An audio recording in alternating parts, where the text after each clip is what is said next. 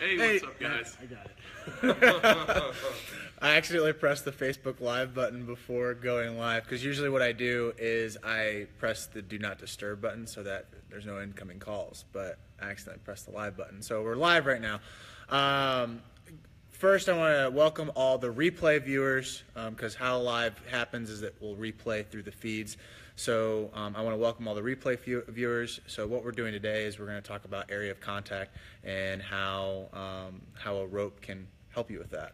So, Josh, go right into it. Okay, absolutely. So this is a great drill, guys, because all you need is a rope or a string or yarn, and you can get better with your swing. So what we have here, guys, if you want to take a look, we've got basically a rope starting down by the L screen, and you can really put it on any object, but I think an L screen would be perfect, just because it kind of simulates the release point from the pitcher. I mean, obviously, depending on what level you're playing at, the release point's going to be a little bit higher depending on the height of the pitcher. But this is just a good, average height release point off that turf mound. So what we have is the rope tied down here and the rope tied all the way down here. Now, the reason we have a rope is this simulates an incoming pitch, okay? Most pitches are going to have somewhat, of a slope towards this trajectory, okay? And this is really, really good because as a hitter, we want to stay in the hitting zone as long as possible and have a really, really good area of contact, okay? The reason we want to have a large area of contact, if you take a look down here, one of the big things we teach here at Balls and Strikes is an approach called 5-ball theory, okay? And basically the way this works is this baseball right here in the middle would simulate my contact point. So say if that baseball was right here on the tee, okay? And even if a pitch is coming in, one of the things we want to do is we want to work behind that baseball. So right in here. And the reason we have the rope here is this is going to teach your hitters what we're talking about in terms of area of contact. As a hitter, we don't want to do this where we're chopping straight down. We also don't want to have a big uppercut or loop in our swing, because as you can see, guys, if I have a big uppercut like this, I'm not even in the hitting zone until here. So my timing has to be perfect. And likewise, if I'm chopping at the ball, my timing's got to be perfect because I'm only in the hitting zone from here and then out. I actually call that a check mark swing, because if you look at it, it's just like a check mark. Down and then out. Instead, we want to be here. Start down, get flat, stay on that rope, and then follow through. Goes back to the huge debate between Donaldson, Chipper Jones. MLB Network is just cashing in on this huge conversation, because what happens is that we want to be flat, and I saw a Donaldson video that was absolutely perfect. And Joe, I will comment back on that. Would the angle be different for a fast pitch softball? That's a great question. I'm not a softball instructor. I will talk with Megan about that, who is our softball lead instructor here. I would assume not, because it's pretty much a similar swing, just different distances. But I will check with her on that one. But with this conversation with Donaldson and Chipper Jones said, I want to go straight down to the ball. Donaldson says, I'm trying to go up towards the ball, and then he recorrected himself on the new MLB Network. It was like a little montage, it was like 5-minute long video, and he talked about getting flat through the zone. Yep. And that's actually what we want to do, is we want to get flat through the zone. We don't want to go straight down, and we don't want to go straight up, because if we go straight up, it causes topspin. If we go straight down, you're just beating the ball into the ground, and like Donaldson said, ground balls are outs in the major league level. So, so let's go back into that. So go ahead and get into your stance. Yep. So I'm in my stance here. So you can't really tell with the rope. The rope is actually on pitch, on plane with what you'd actually see from the mound. So when we're trying to focus in here is trying to get down to flat. Notice right here, I'm on that rope, guys. Yep. Say that pitch was inside, middle, or outside, okay?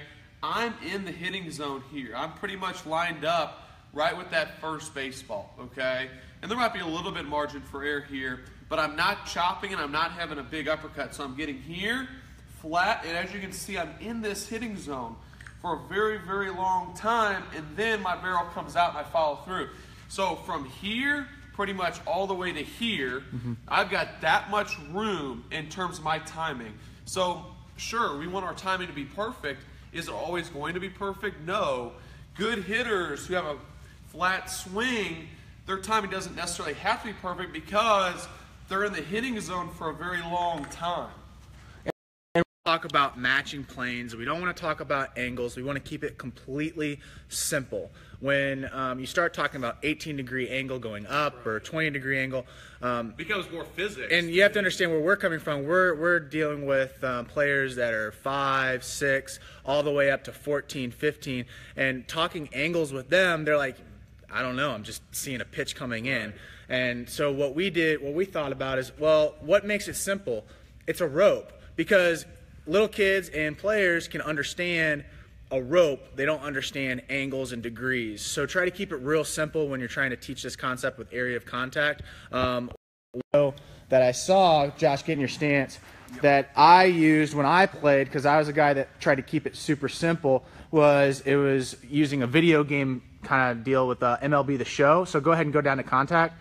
So once that barrel comes to the zone, it stops. Imagine that there's like a yellow dial, yellow, red, green dial going this way. It's color coordinated. So you're trying to reach that whole color coordinated dial all the way through the zone and trying to reach as far as you possibly can. Absolutely. So trying to find the language in what you're like the language that you can use to, because his language is going to be completely different than my language, is trying to figure out what resonates with the player.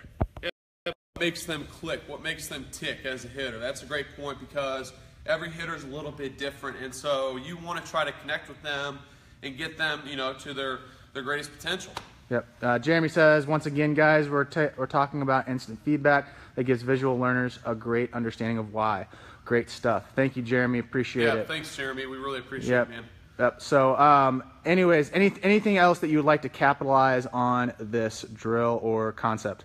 This is a great drill, like Spiker said. I mean, really, from all the way from the time you're facing a machine all the way through high school. I mean, I think this can be an excellent drill for you. And if you want to start out, slow motion and just get the feel with the baseballs already laid out of staying through 5 baseballs. And then as you get better, you can actually take a full swing and try to stay on that rope. It's hard to necessarily see that, but you want to kind of see that. And as you can see, the rope's kind of, baying back and forth, and that means I was on that rope for a little bit of time. Yep. And then going back to this 5-ball theory, this is the 5-ball theory that we use with our high school players, because when we're talking about 5 baseballs, we're talking about here's the entry point, here's the outer point, but we then continue that concept by saying, okay, your entry point's here, but we want to extend like 20 baseballs out in front. Right, exactly, as long as possible. Yep. Absolutely. All right, you want to talk about camps here and kind of plug in? So last week we talked about the Top Gun camp, and every week we're going to be bringing up a brand new camp. We have 8 featured camps, and we have 7 weeks till our first camp. So here's the camp this week, guys. This will be a great camp, okay? World Series camp. And when he says this week, it doesn't mean this actual week. Right. June 19th through the 22nd, 9 to noon at Chesterfield Valley. Yep. And so the reason why this is an awesome camp, kids love playing games, and this is kind of like a Sandlot style almost. Every kid's guaranteed 8 games. 8 games in 4 days. And so basically what happens is instructors are there to umpire, give tips, but basically from the get-go, from 9 a.m. all the way to noon, the kids are just going to play. And we're going to be there in terms of, there's going to be teaching moments during the games that we can say, hey, we need to do this in terms of base running, or hey, on this play we want to go to second base, or whatever it may be, whatever the situation. But we're just going to let the kids play and have fun. And 8 games, and the kids absolutely just love this. And so, it's nonstop summer camp games. We've had this for a couple years, but if you love playing, this is a great camp. And instant feedback on actual, I'm using Jeremy's term right now, instant feedback on the actual game itself. So I did this camp 2 years ago, and because usually it lies that I'm out of town on this camp, that when I was doing it, I was giving instant feedback to our to the players that were the campers, and saying, hey, on this play, let's do this. Or on this situation, think about doing it this way.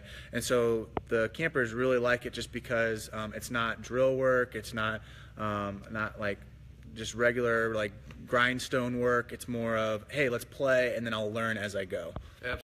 Yeah, so the kids get excited about it, the World Series feel, and a lot of times they get to play against kids they know from their neighborhood or their school or different teams they play during the summer, whatever it may be. So great camp. Like Spiker said, June 19th through the 20th, 9 a.m. to noon. And basically campers, bring full uniform, glove, bat, helmet, hat, and we play. So it's a great camp. Guys, if you're interested in this, give us a call, 636-394-2255. You can also print this off on your home computer and send it into Balls and Strikes at 203B Ramsey Lane, Baldwin, Missouri, if you want to do that. Or you can just register online. So there's 3 different ways to do it. Our website is www.bnssports.us/Baldwin. And we have all of our camps listed there, including the World Series camp, as well as our classic camps and the rest of our featured camps. Guys, I'm Spiker Helms. This is Josh Herrick. Also, check out the World Series camp. Check the World Series camp. Also, if you want lessons during the season, if you need a tune-up, we'd love to have you in. Yep, right. Absolutely. See you guys. We'll catch you soon. Yep.